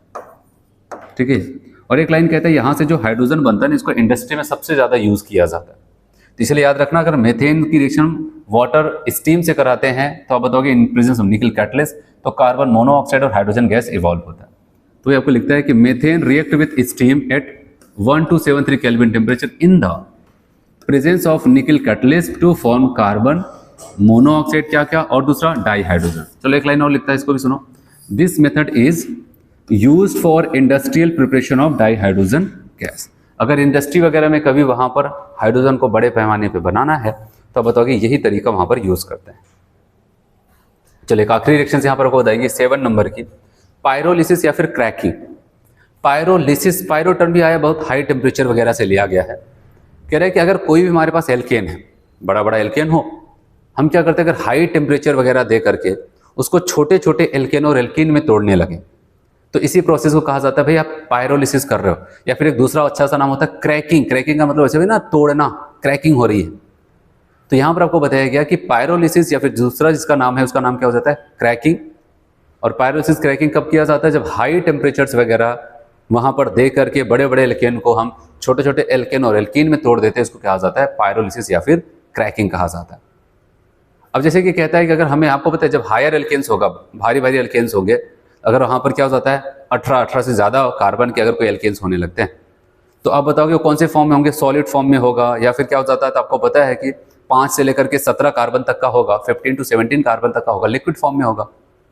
और हमसे कहा कि नहीं मुझे गैसियस फॉर्म वाला एल्केन चाहिए, तो हमारे पास ये है भाई, जब आप बड़े कार्बन हो तो बड़े कार्बन का मतलब क्या हो जाता है, बड़े कार्बन की चेन हो सकता है आप या तो लिक्विड में हो गया, या तो गैस में हो गया, लिक्विड हो गया, या तो सॉलिड में हो गया।